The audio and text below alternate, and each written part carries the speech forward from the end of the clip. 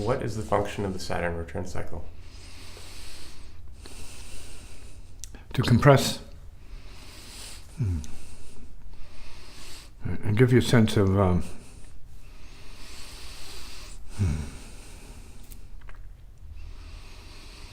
urgency, to change.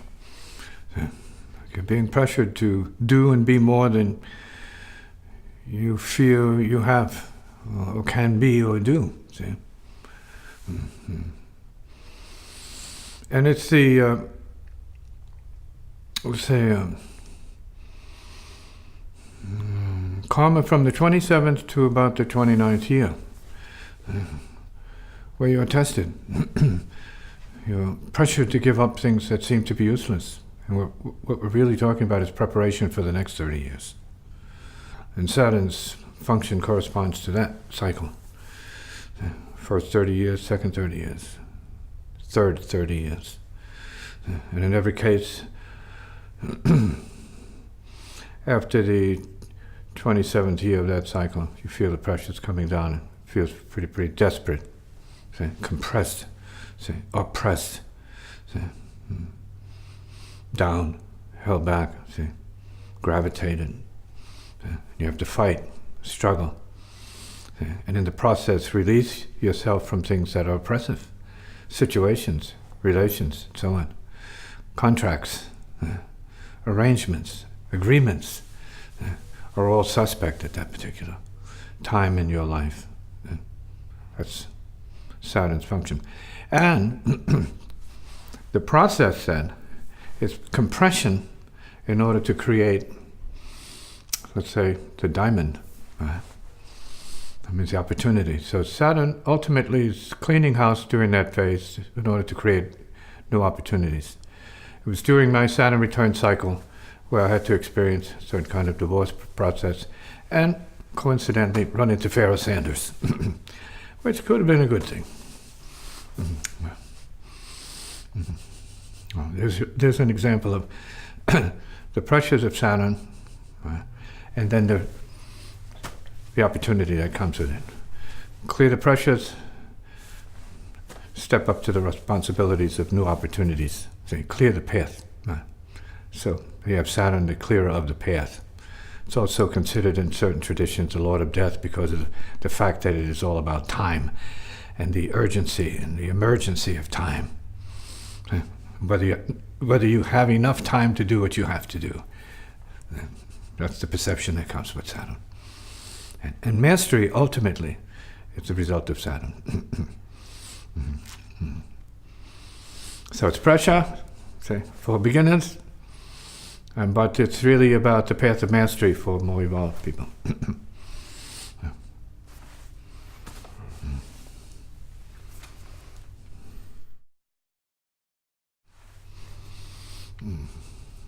Now, are time cycles a part of what's good and bad in relationships? Absolutely. There's a time for everything under the sun, right? You've heard that. Time for this, time for that, time for up, time for down, time for day, time for night, time for suffering, time for celebration. What time are you? What time are you creating? Left alone, the planets will have their way, so to speak. It's a figure of speech. That means the solar system is going to be what it is. And we are operating by way of cycles, known and unknown, and vibrations known and unknown, and circumstances and pressures known and unknown. But this is what your life adventure is all about, to put you to the test. See what you can withstand, what you can handle, what you can clear up for yourself, what you can see as signs for your karmic process, as good signs, as not so good signs. And when you have a certain degree of nebulousness and confusion coming up in a relationship, usually it's due to sex, right? And the emotional sort of release of both good and bad karmic debris that's in the line there. Ancestral skunk juice comes up on occasion, and it messes with you. So you can't blame your mate for that, especially if you don't know what's going on in your own case. You have no sense of your own time, no sense of your own ancestry, so you're in a trick. But whatever it is that you have doubt about, you need to address it and be clear about getting beyond that. What are you not seeing? What are you not willing to see about your mate, let us say? Now, can relations be part of the clear and forward-moving and uprising? Yes, it takes work, or it takes good karma. Where people are not self-centered to the degree of too much difference, too much egotism, too much difference, too much separation. See? And then if you're evolving, then it's really more about coming to accept sameness.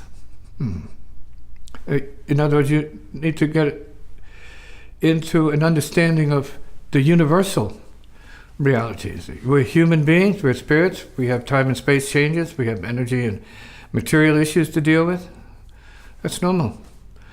No fault. Everybody's different, so you accept it. Now, is everybody's karma in accord with everybody else's karma? That's the question mark. That's what you need to sense. And, sex muddles the waters in every case and heals to a certain degree, but it muddles the waters because you're dealing with primordial forces. You're dealing with animal. See? And it's good, pleasurable, no doubt, exciting, exhilarating for a moment, like a thrill in the amusement park. But it's not love. See? It's not wisdom. So it has to be used carefully. Like desserts, careful, conscious. See? Watch the calories. Watch the excess. You pay the price for it. Too much pleasure, too much pain. No pleasure, no pain, no problem.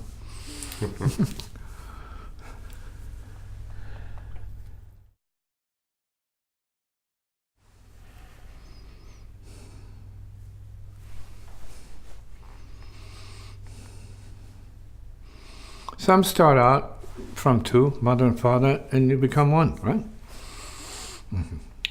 Then you go into that pattern, the one and two. You become one for other, you become two, but it doesn't mean you become one after that.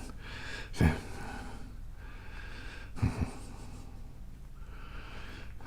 So then the idea of becoming one from two is like an ideal.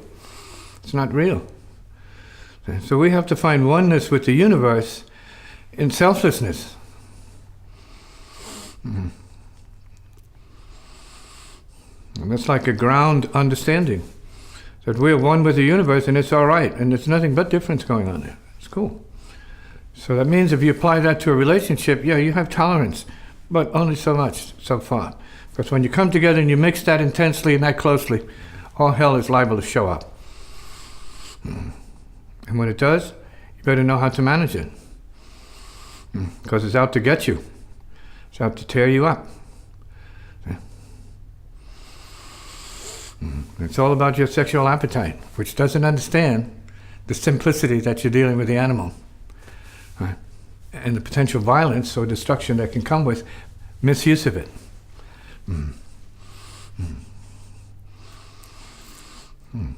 Nice to keep the animal. And walk it. And care for it. It's an animal. So when does it turn against you? And it does in subtle ways. We're talking about the sex function. Very subtle. Confusion. See? Big one. See? Because it's one and the other coming together trying to be what they can be, which is one in a sense. See? Because two different bodies. You can be one in consciousness, but you can't be one in the same way. See? So it's difference. Friction. Difference. See? And that's empowering in a certain way. See, it's stressful. That means it can be creative. The idea is to know it is creative, and if it's creative, it's going to create change. And whether or not you as a person, a member of a family or partner, can handle the changes that your sex is generating. Because it's really about going beyond. See? Sex is expansive.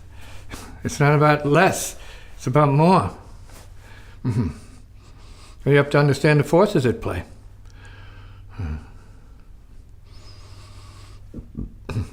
Come in. Hope it's not too deep for you. Yeah. The obvious question of like dealing with any particular karmic cycle or time cycle or anything like that is, well, how do I deal with this? What is there to be done? What kind of question is that? You're in a situation, you have to survive it. You have to know when it works and when it doesn't work. And if you know when it doesn't work, you make a change. That's it. You sentence yourself to torture through ignorance. No one else is doing it. You kill yourself. And so when you're confused by the mixed signals of great sex and strange people, that's your problem.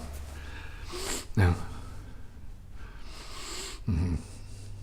desire is an issue. And whether or not you allow yourself to be controlled by desire in a good way or a bad way or a destructive way, it's up to you. You have to choose. And don't mistake your desires for love, because love is not that. It's not about desire, actually. Depends on what school you come from. Say here, love is more like transcendence. Love is an enlightenment. It's not this torture, this insanity, this mind and body bashing. It's not love. It's animal. Human animal. It's good, but it's a step on the path. We need to get beyond that. Come in.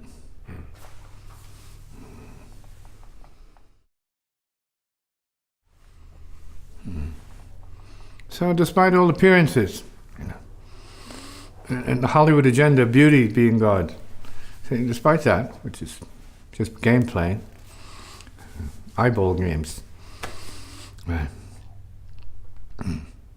Humans are suffering. Doesn't matter what they look like on the beach and how exposed they are. They're not really naked. They're not really honest necessarily. See, nakedness has to do with what you know that's real in yourself. Not what you look like. Exposing your bottom, anybody can do that, man. We're already in that kind of exposure anyway. It's always hanging out. We're fascinating one another and playing games to distract and pull other people into your game and your suffering and your misery, your torture chamber. That's not good practice. But some people want to do only that. Play games, romance games, love games, sex games. That's it. That's their level, right there. Second chakra. Not bad, not a problem, but there's much more. The universe.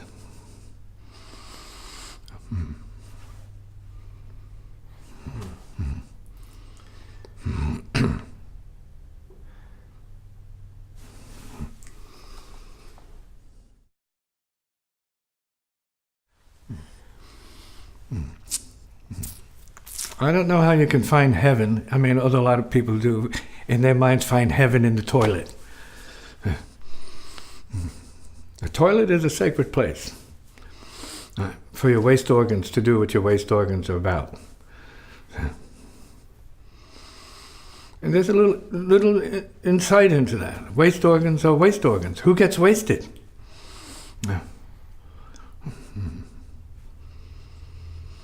They're creative organs as well, with all due respect to yogic and psychologic understanding of the body, see, and the genitals in general, procreative functioning.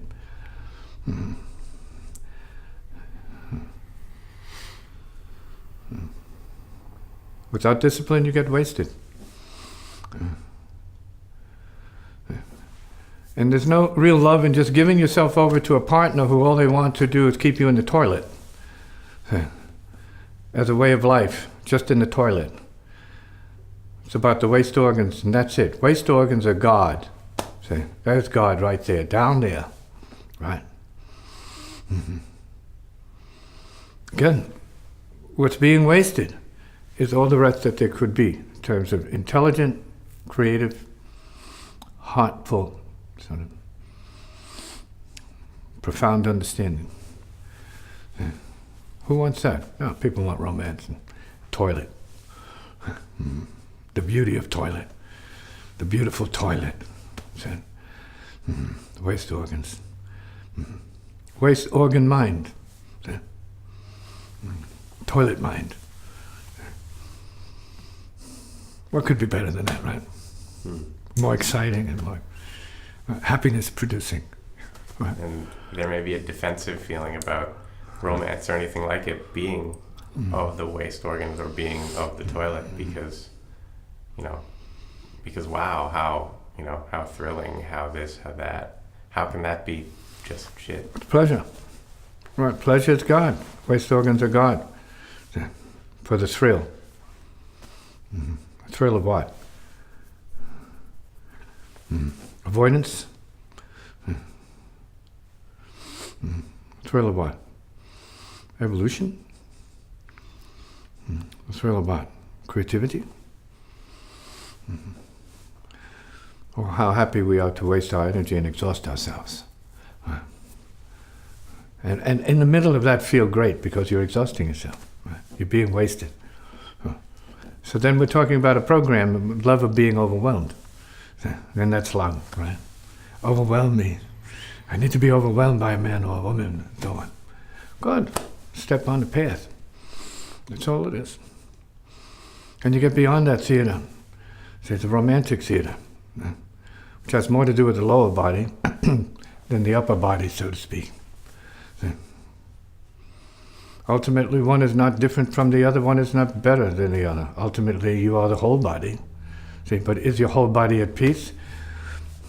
Or do you feel you need to be the animal more than the human or the angelic, which is another level?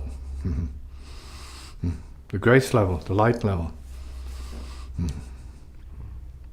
It's good to be all the levels and be the heart, see, of the higher level for the peeps. And that takes intelligence and it takes a certain level of sacrifice where you make a commitment to yourself, so you don't want to harm anyone. You don't want to impose anything on anyone. You want to give everyone their space because you have a certain degree of enlightenment and a feeling of fullness already that you're not so needy you have to bring people down to your level. And if we talk, if we temporarily leave sex to one side, it has a sacred function. There's no question about that. Yeah. But we're not talking about that. But partnership, as it relates to the higher chakras or the higher levels, the upper body you described, how can that function, and how can that get in the way? Say that again in English. How can partnership either impede? Partnership is already in the way. It's already there. Huh? Compromise is already the issue. We can say there could be, in many cases, agreed upon self-division, partnering. We're not talking about the heart chakra necessarily in this case.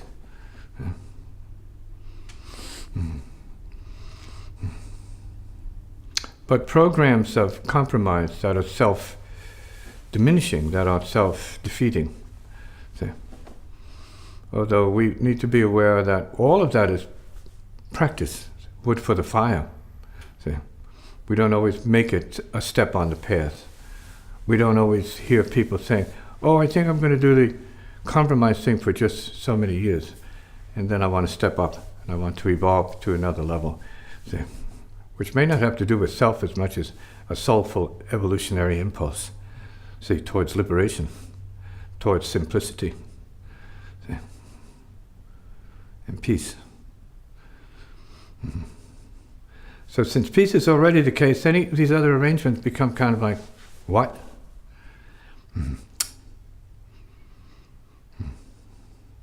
And when you find one, if you can, that is about selflessness, I'm interested.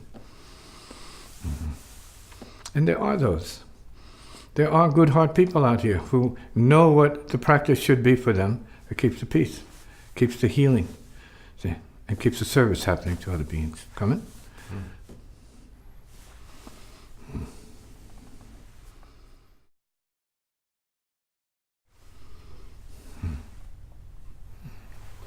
So in closing on this wavelength, all pleasure comes with a cost. It's up to the individual to figure that out. You pay for everything. You're responsible for everything. So when you start to measure what your experiences are, in terms of where you are on the spectrum of emotional expression or neuroses, then you have to hold your pleasure accountable for the pain it creates unconsciously. So people don't equate that. So they don't know what sex is or what it's for ultimately, and they don't know what love is, if it even shows up, apart from emotional attachment. See, and suffering and grief about it, sorrow, sadness, and suicide. Because of what? Love? No. Emotional attachment. Love had nothing to do with it. They hadn't achieved love yet, because it was suffering. Love is not achieved yet. There's no bliss. So, where's love? Wasted. A word wasted. Attachment indulged. Word wasted.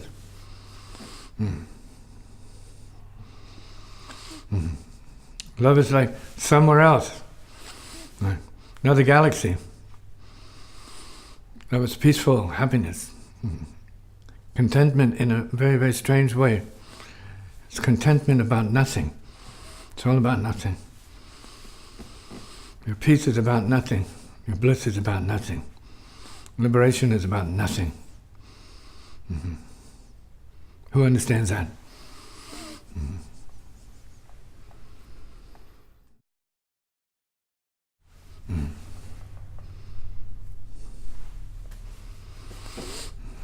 Self-indulgence is self-indulgence. It's not Tantra.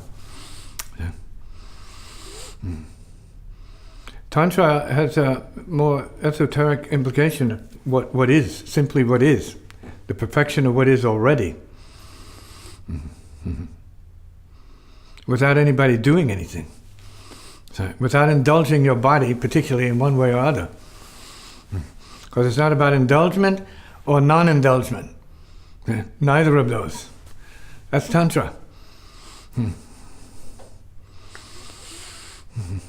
It's a perfection of realization. It's Tantra. Not by behavior. Tantra, indulgence. That's yourself. And your sickness. And your self-justifying practice. For self-purposes. So people will say that, oh, this is about Tantra, the sex is all about that, and it's the more is better. Says who? What if no is better? What if nothing is better? Who can dig that? That nothing, only nothing is better, and no one is better. See, that's Tantra.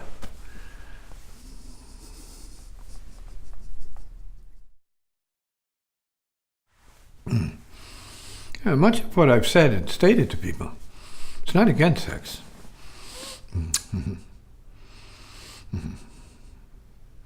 It's about being beyond sex, not against sex. But it is a full realization of utilizing all the creative energies. I'm a creative artist. Last time I checked. Still doing it.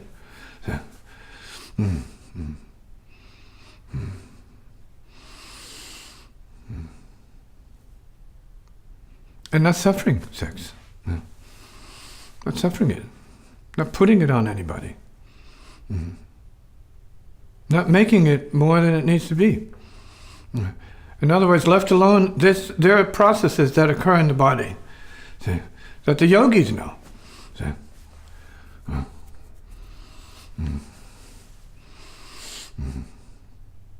A miracle can happen, left alone.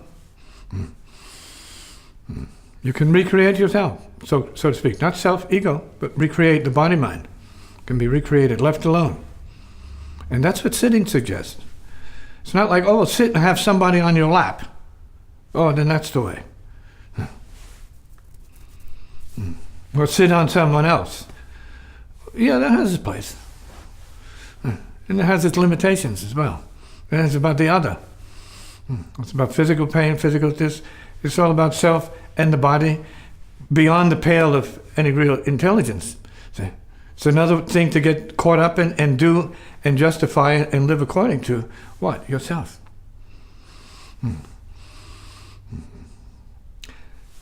But in this understanding, it's like there is no body, there is no self. It's not against the body. This is being more than the body.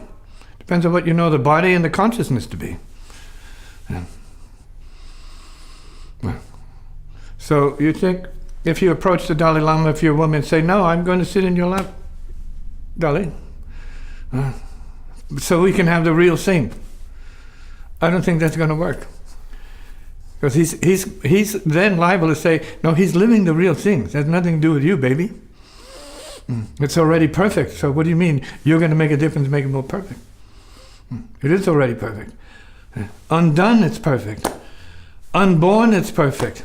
Unceasing, it's perfect. Tantra, it's perfect. Perfection. Made nothing. Comment now. And so the impulse to add to it or to participate in it. What impulse are you talking about? Whose impulse? Well, relative to Tantra and relative to self and interpretation. It's a view. It's Yeah. just a view. Right. Right. It's a path to a certain level of indulgence that could bring you to a deeper understanding of what it is. See? So if we're talking about Taoist teachings and controlling the orgasm and these other teachings, all of that is great. But it's not going to make you Beethoven. It's not going to make you, Mahatma, whoever. It's not going to make you anything. Because what it is already isness. So it doesn't matter what you do. That's not going to add or detract from it, except by virtue of your tendencies to indulge yourself in a certain way. That's fine. If that works for you, who cares?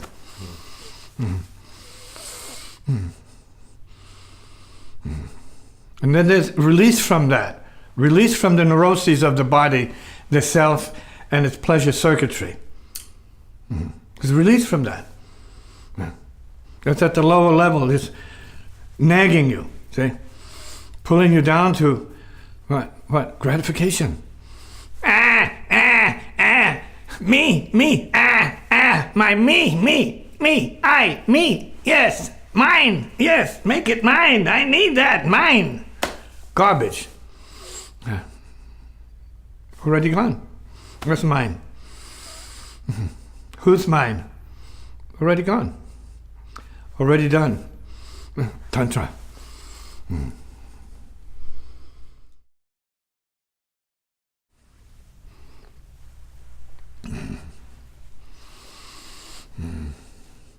Now, I'm sure there are meditators who want more sex.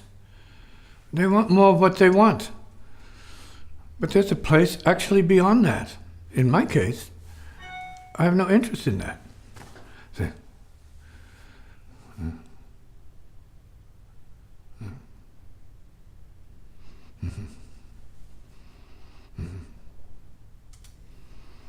That doesn't help me to play what I'm here to play.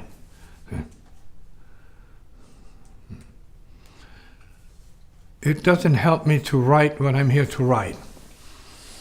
In other words, it doesn't help me to feel the way I need to feel in order to do my job in a certain way. Despite my capabilities as a man, I have grown new tendencies and new perceptions. See? And we can say they are more about the outer body level than the body level. As a machine of neuroses and infinite desires and hankerings and tendencies and gotta have, etc.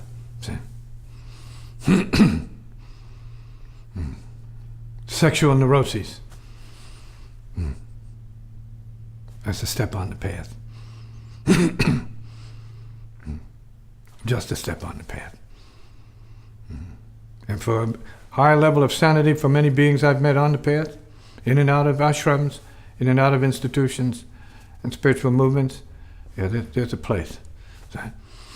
And the Buddha's symbol, being and sitting, is a perfect example of what it is.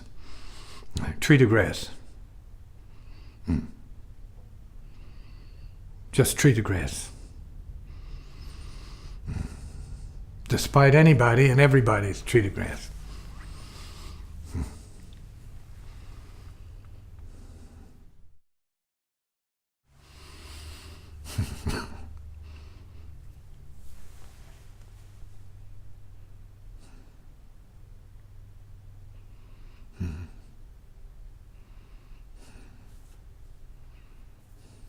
Smart is being smart, yeah. But being smart from the heart. Yeah. So that's the real smart. Heart smart. And eventually, when your practice is beyond the neuroses of the body's urges to cohabitate and so on, right? Which are creative urges. Perfect. Yeah. But we're talking about, in this practice, openness to sublimation of creative urges. That means putting them to higher purpose. And for many people, that's like foul. It's an offensive thing to hear.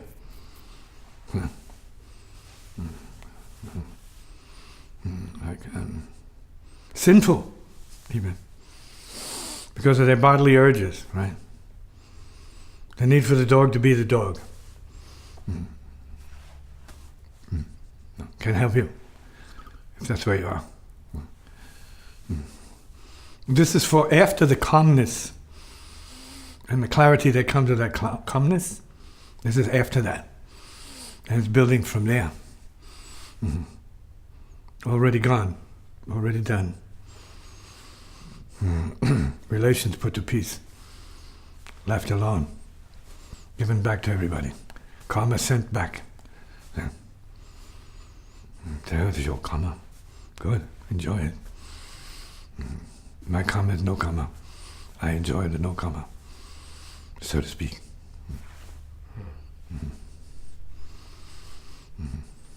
Can make anyone understand this or like this. See, so very unpopular.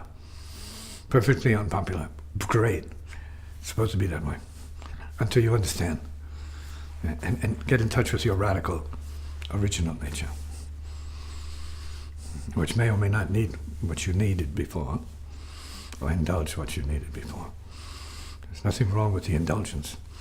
But also nothing wrong with transcendence. Nothing wrong with transcendence.